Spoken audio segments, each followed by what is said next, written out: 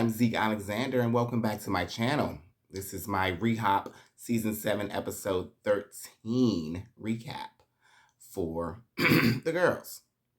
So the scene starts off with Karen and Ashley co-hosting a trip to the Maya Riviera in Mexico, which is, in the Cancun, Playa del Carmen section of Mexico. We start off with Karen and her house talking with Ray about the trip and about how the girls are, there's many girls that's not feeling Wendy, so they decided to invite Wendy to come in early with them so they could make everything, right for the ladies, place the gift bags and pick out the room so there won't be any drama like the Miami trip. This is going to be Ashley's 34th birthday, so I know she's happy to get away from the kids and Michael. Happy belated birthday, Ashley. So, the scene wasn't really, it didn't really too much information going on, just, discussing the trip, packing for the trip, whatever. So we move on to the next scene. And it's a Giselle scene. Giselle is in the car and she's discussing her fibroids with Robin. And she's talking about how the doctors have been, keeping contact, observing her for years about these issues. And they're just getting too big to manage. And they're going to actually have to take them out, which will also involve giving her a total hysterectomy. Wow. Yeah, that's a major thing with females and fibroids. I have a good friend, a best friend who's deals with them, and I know it's tough. It's rough. The bleeding and the pain. It's a lot to deal with. So I really do sympathize with her. I hope everything goes right with her surgery. And yeah. We also discussed Karen's live show. Well, they discussed Karen's live show, and they had a good laugh about it. They're just like, we don't know what it was. What was the show? And yeah, we were all confused. It was like a variety show. I don't know. Somebody was saying that it was supposed to be like a podcast. I don't know why somebody would think this was going to be a podcast, but she did a live show with a variety show, and the production made sure to note that they could not play Miss Masters' performance on the show because they didn't have money to pay for the song, or they didn't want to put up the money to pay for the song that she was singing, because you have to get clearance and pay for it if you're going to broadcast it on the show. So that's what they were saying. I guess Karen or whoever did not want to put up the money for them to play that song, that music that went along with his act on the show. So that's why we get the whatever that music was, because they didn't want to pay to put that song on the show. So that's what that meant. And they also discussed how she didn't invite Charisse, and how Giselle says she wants to get to the bottom of why, the real reason why they don't like each other, and blah blah blah. Like it's her business, but she doesn't have any storylines, so she has to create, be in somebody else's story so she can, remain relevant on the show. I'm not mad about that. But we peep game, because this is the first time we really even gotten a glimpse of what's going on in your life, what's going on with you outside of your kids and your ex-husband. We don't really know too much about Giselle. So this was very nice that you actually gave us something that we can know is real and it's not a storyline. I'm appreciative of that. And they also discuss how Charisse sent that video of Karen and Mia dancing with their titties hanging out at the club in Miami. Karen wasn't too happy about the video release, I guess, especially from who it came from, but we'll get more into that later on. So that was pretty much the gist of them. They were talking, blah, blah, blah. So then we move on to Robin. A Robin scene, and Robin is telling her sons about her wedding plans. And like us all, we really don't care anymore. It's been, I don't know how many years since you got re-engaged and nothing has happened.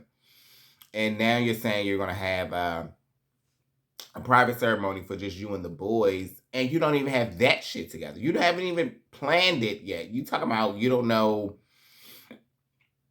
what you're going to wear, where the venue is, what the food is, but you're telling everybody that it's going to happen. And now you're telling your sons, and they have to get fitted for custom-made suits. I'm like, yes, that's what's up. I need me a custom-made suit. And the tailor was looking good, too, okay? Hello.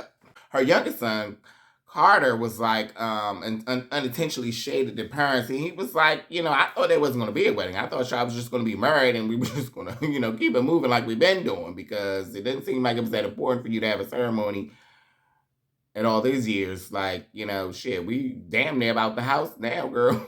We don't care if y'all married. I mean, y'all been living like y'all been married for all these years, even though you've been divorced, I don't know how many number of years. So it's just like, okay, girl, we don't care if you do or you don't, really. And at this point, neither does the audience. But anyway, she lets the designer know that the wedding is going to be for late July. Well, not late July, but July. And he's like, oh, wow, like that's really, fast. At the time, it was like 4 months away. He's like, okay, well, I wish we could push that back, but, I'll see what I can do. I'm going to do my best to get these suits made. And, he fits the boys and Juan, and that's pretty much it. And she, lets us know that she didn't have any of her plans solidified. So I'm just like, is this shit really going to happen? But her son, he did ask, like, oh, so it's just going to be us four? Like, what about, grandma and grandpa, blah, blah, blah. She like, yeah, no, they're not going to be there. Sorry, it's just going to be us. I know she's going to be mad, but she'll get over it. I guess, girl. So now, we move on to a Mia scene.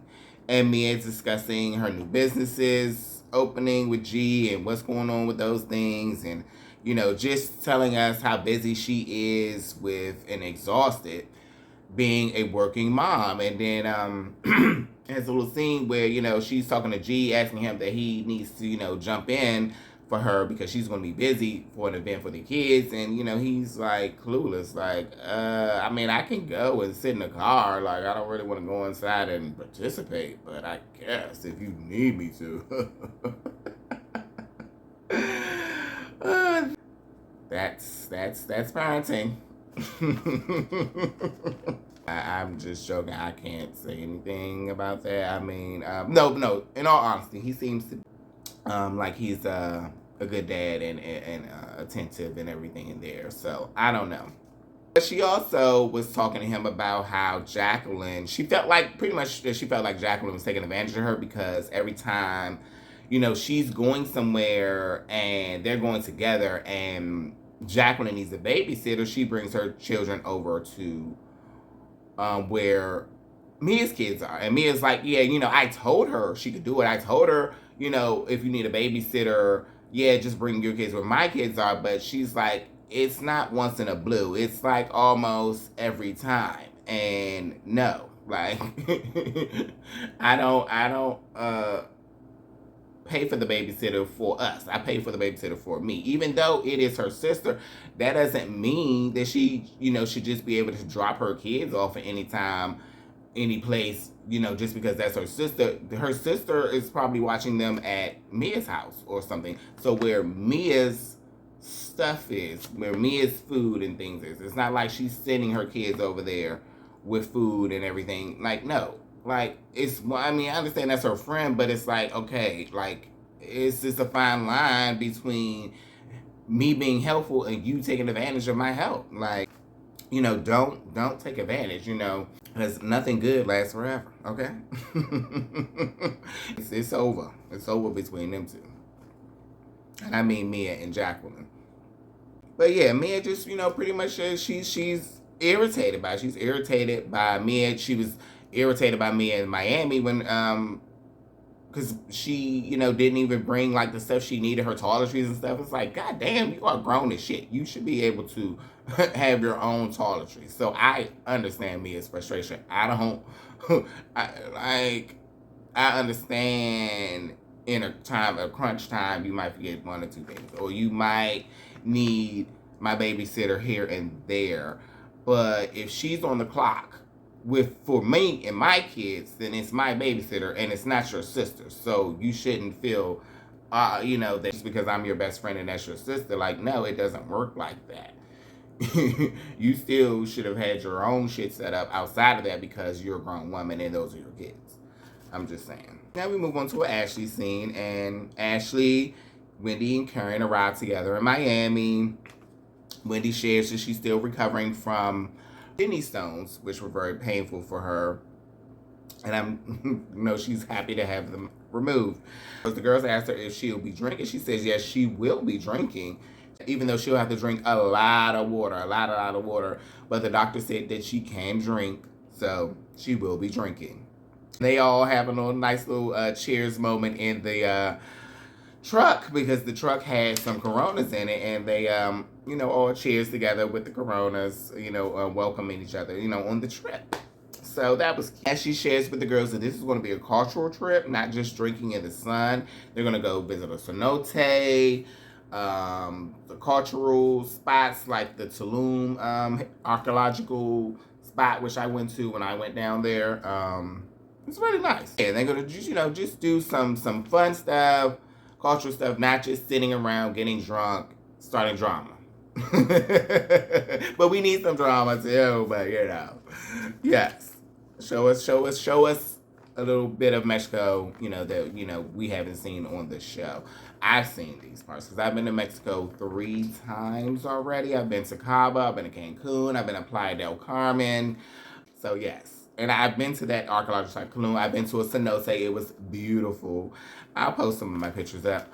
They get to the hotel, and Karen and Ashley have created these gift bags for the ladies. And Karen's like, she makes a joke that, she said Giselle wants to get a car from Mia, so, she can take this flashlight that I got for him and get her a car. So they had a good laugh at that. She puts the flashlight in Giselle's welcome bag. And then they get down to Charisse's welcome bag, and she's like, Ashley's like, well, look, I forgot something for Charisse's bag. And Karen was like, well, I don't really, know her like that anymore, but I do know she likes champagne. She put a little mini champagne bottle in her bag. She'll love that. That's all I can do. But before then, she was like paying it. Like when she first said that she forgot Charisse, she was like, oh well. She brought it back together, and actually was trying to be a nice person, at least for that time. We move on to the girls. The girls are on the plane. They have fly into Mexico. We find out once they land that Mia and Jacqueline had a loud screaming argument on the plane in first class. They were really getting into it, screaming and just going back and forth. And we find out that the discussion was about her involving their children, more so involving Jacqueline's children, because like I said earlier, Mia had the issue with, I guess, kind of with her kids always needing to be babysat at her house. And she was like, and then she was like that the babysitter called her looking for Jacqueline's kids when they were at Karen's show. And she's like, look, those are Jacqueline's kids. Ask Jacqueline, not me. I don't know. That's why I have a babysitter, so I don't have to worry about anybody's kids. Okay? Hello? So she was like, the Jacqueline got mad about that. But, how you going to get mad? They're your kids. I don't think, maybe she didn't say it in the nicest way because she was irritated because, I'm out trying to have fun, but I'm getting calls not about my own kids, but about somebody else's kids. So, I'd be a little irritated too. But anyway, they get into the issue about the children. It becomes a top discussion. Once they just kept going back and forth about it. And, I guess Jacqueline doesn't see that, she's doing anything wrong or anything that Mia should have a problem with. And Mia's like, girl, like you're taking advantage of my kindness, and I'm sick of it. That's pretty much what it's given for me. They eventually, they gather their bags and they get on the Sprinter. And Candiace brings up that they should do self-exams on their vaginas in the mirror with each other. And everybody's like, no, Charisse like, no, I don't need to do that, whatever,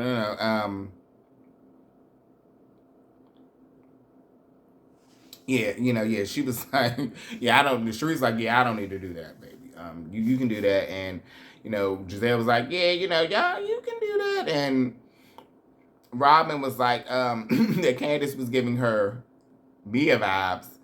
Like, girl, you want to go, examine your pussy and, stuff.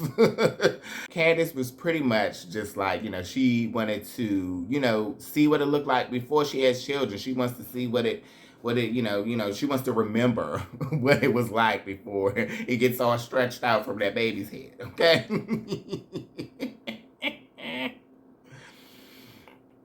But Robin also ponders out loud, to the group, like, oh, how will Karen react with Charisse being there? Charisse, lets the group know that Karen says to Mia that she put a black cloud over the group during her whenever she was around in the past few seasons. She's put a dark cloud around the group. And, nobody agrees with that. Of course, Robin and Giselle like, no, you don't put no black group. Like, no, that's lies. That's BS. And Mia's like, yeah, girl, Charisse is fun. She's a good time. So I don't know what Karen is talking about. Jacqueline is still mad. She's being silent, very silent.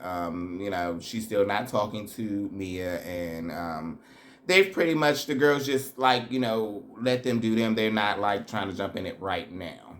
So then everybody, they get to the villa, the resort or whatever it's called. And Karen, Ashley, and Wendy greet the ladies at the when they arrive at the front of the hotel, whatever.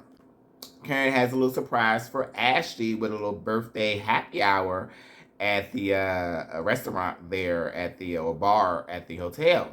They have drinks and all types of nice little chocolate snacks and other little foodery that I didn't really pay attention to because I was just like, what's about to happen next? Like with these girls, Mia and Jacqueline. So once everybody sits down, Mia mentions that she doesn't want to sit next to the devil, i.e. Jacqueline. And everybody's like, devil? Like, what made a devil? So then they start arguing back and forth. They go back and forth. And, Mia's like, we argue all the time. Saying this is nothing. And then Jacqueline's like, no, this is it. This is the worst argument we had.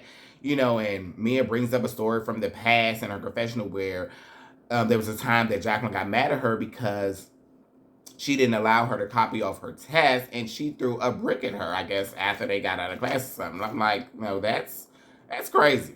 Like, no, like, I don't even think we might still be friends anymore if you did that to me in high school. That's crazy. That's crazy.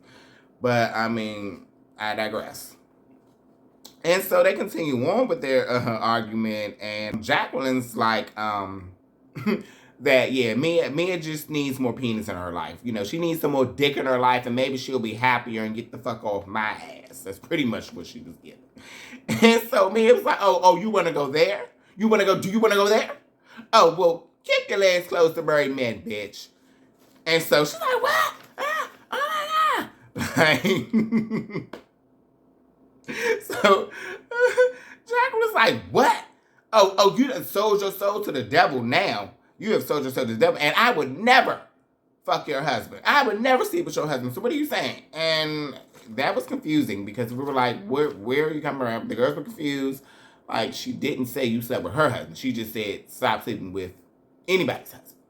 So, I mean, so is that a guilty conscience? Did you do it and you think you got caught up and found out and now you're trying to deny it? Like, I don't understand. But all this is going on. We have Candiace being a peacemaker, trying to come up to Mia to get her to go console Jacqueline because Jacqueline's over there crying and going off. And then Mia's like, okay, like, she's crying. She has tears. She'll be all right. Like, no, I'm not about to comfort her. No, because she's getting on my fucking nerve, and she needs to deal with that shit. Get over it. Like, but I'm not about to go pacify a motherfucking 40-plus-year-old. And I'm not doing it.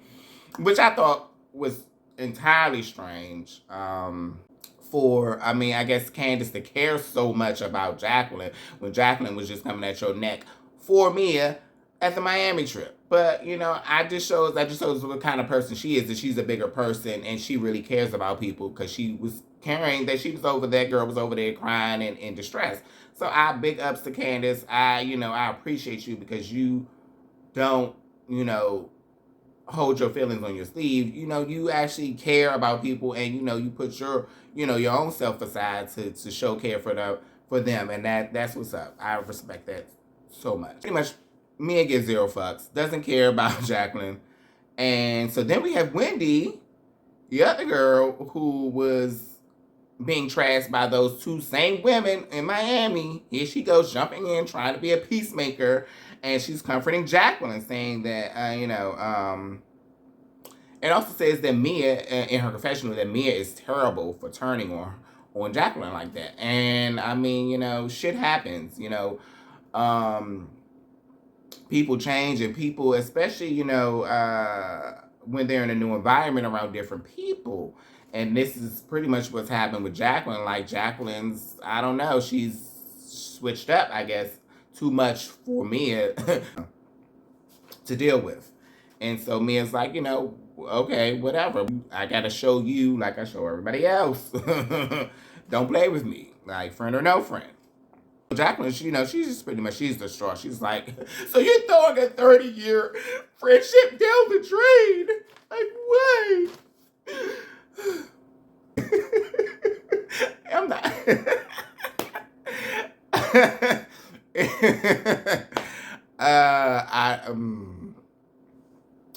I still feel for Jacqueline. I feel for Jacqueline, but girl, you were having a moment. I mean, I'm not saying it wasn't genuine, but it was still kind of funny. You're not going to say I'm out here sleeping with married men, and I'm just going to nah.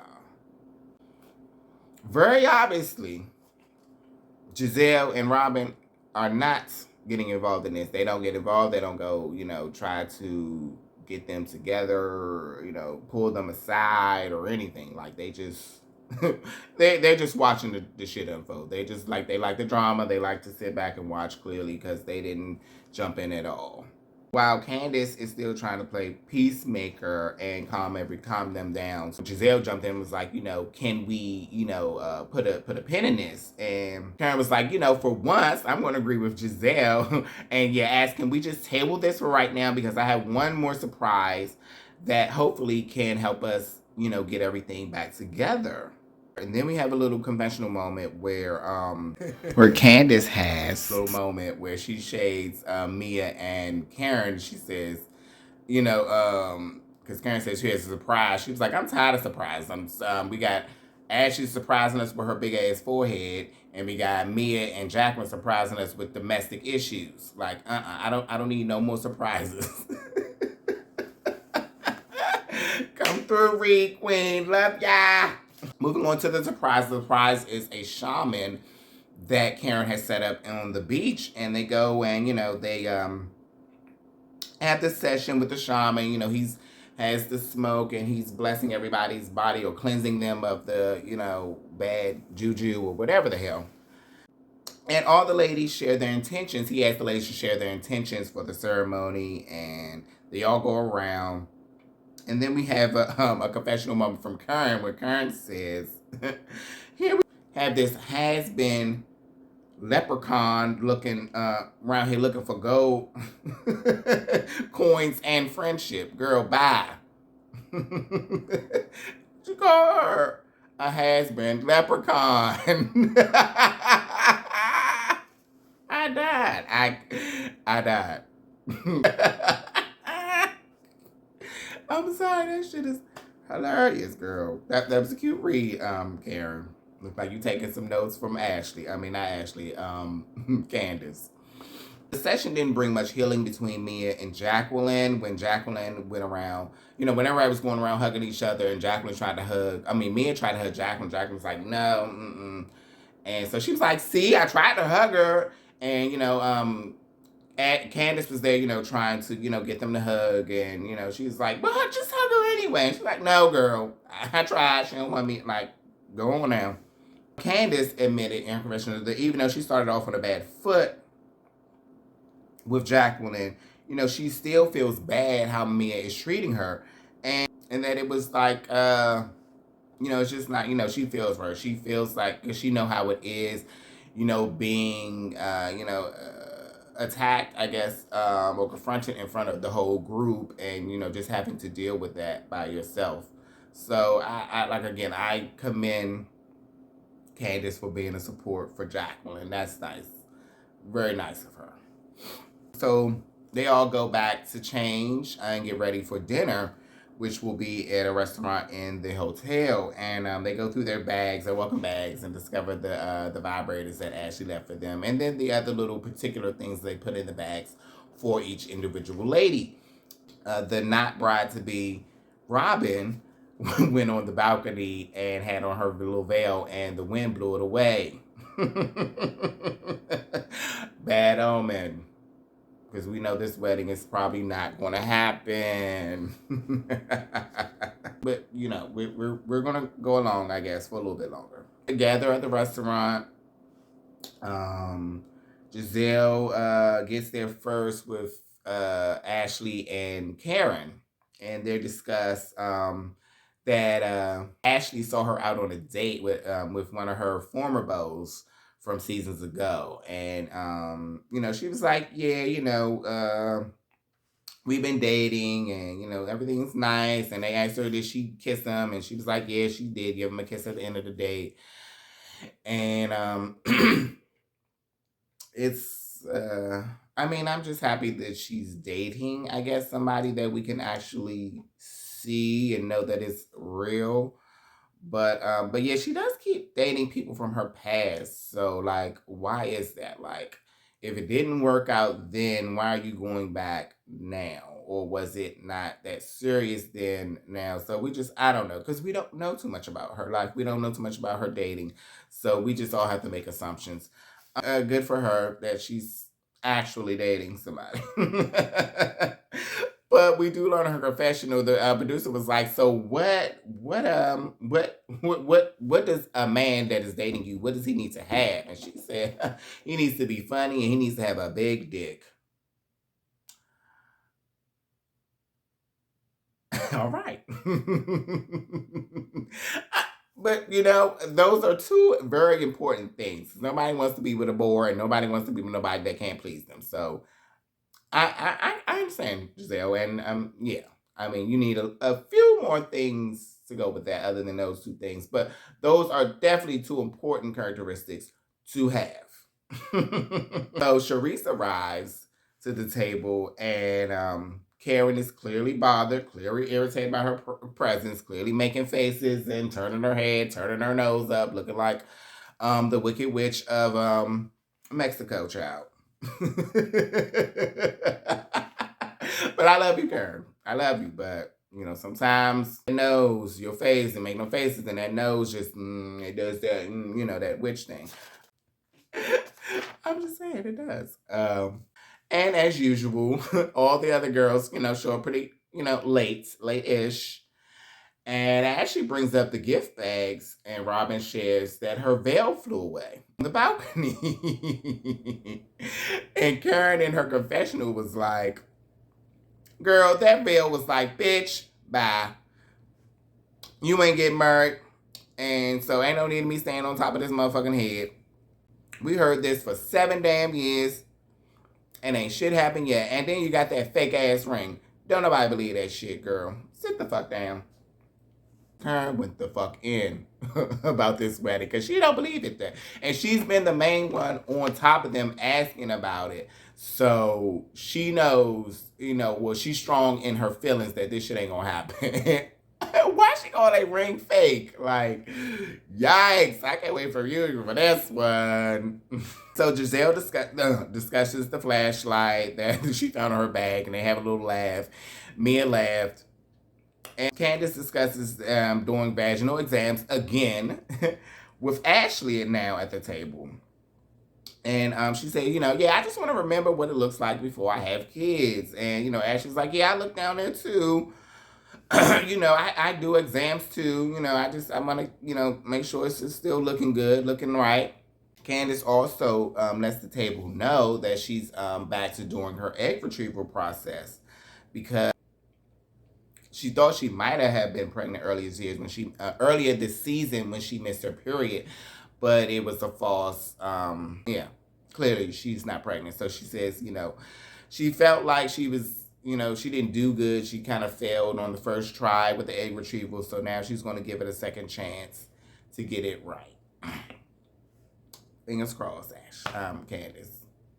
Then Giselle brings up that she told Karen about the titty video. She was like, I'm just going to put it out here, Karen, that Charisse dropped this video because she was mad because you didn't invite her to your live show. And Charisse was like, no, it wasn't because she invited me to the live show because I really didn't care about that.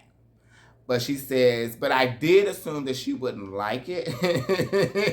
So that was an added bonus. But no, it wasn't. I wasn't because I was trying to get at her for not inviting me because I didn't really care about that.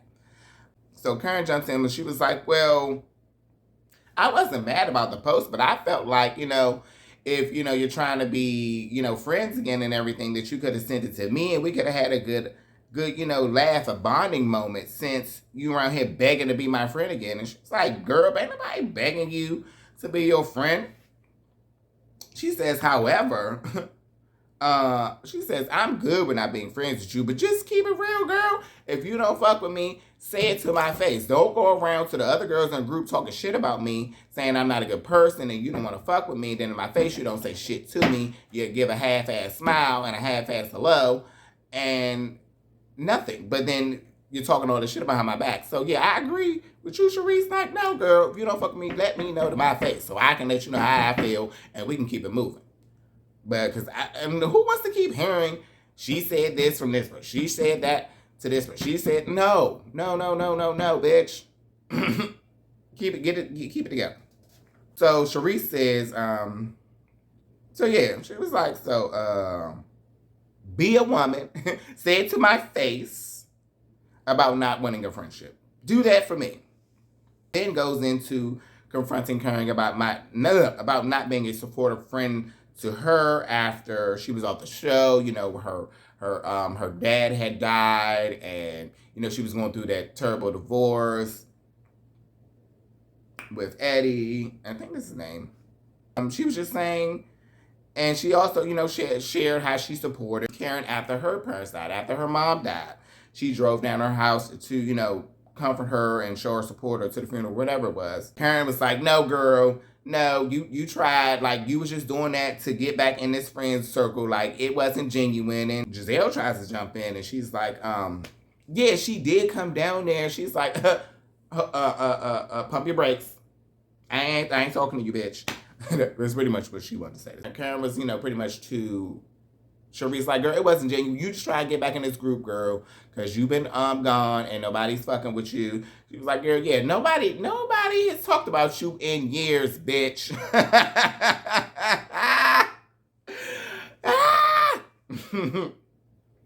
It just immediately escalated once, they brought up Karen's mother. When she brought up Karen's mother, how she was there for her after she died. She was like, well, that's been 5 years ago, and you don't be bringing up my mother because bringing up my mother's name because I will whoop your ass.